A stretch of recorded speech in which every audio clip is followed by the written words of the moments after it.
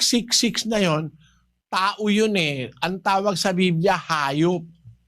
Hayop. Ang tawag sa English dun eh, beast.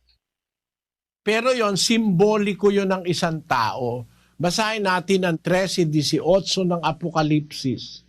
Dito'y may karunungan, ang may pagkaunawa ay bilangin ang bilang ng hayop, sapagkat siyang bilang ng isang tao, at ang kanyang bilang ay 666. Ayun, yung palang 666 ay bilang ng hayop na nasa isang tao. Ay, ibig sabihin, it is a representation of a man na kalaban ng Diyos.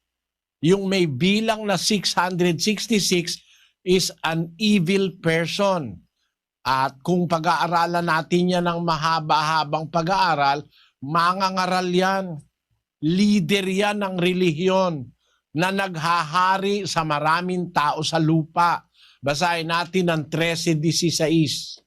Ang lahat, maliliit at malalaki, at mayayaman at mga dukha, at ang mga laya at ang mga alipin, ay pinabigyan ng isang tanda sa kanilang kanang kamay o sa noo.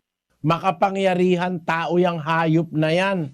Kasi ang lahat na sasakop niya, marami siyang sakop. Maliliit, malalaki, mayayaman, mga dukha, mga laya, mga alipin. Pinabigyan niya ng tanda sa kanilang kanang kamay at saka sa noo.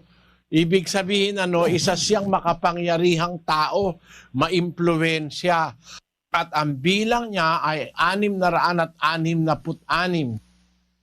Is symbolizing that number of imperfection. Ang number 6 kasi, imperfect number yan eh.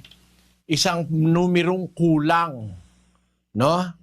Ang Diyos kasi, nung lalangin niya ang langit at lupa, 7 araw ang sabi sa Biblia. Sa isang linggo, may 7 araw din. No? Pagka 6, kulang ng isa. 3 6 yan. So yan imperfection talaga.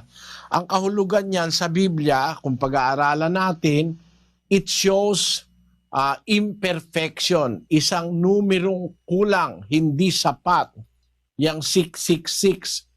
Kaya yan ay simboliko ng isang taong masama na walang tunay na pagkakilala sa Diyos. Mahaba lang yan kung ating kukumplitohin eh. Pero pag nakinig ka ng doktrina, kapatid, inanyayahan ko kayong lahat makinig para marami kayong matutunan. Hanggang dyan muna, kapatid na Jackie Loy, na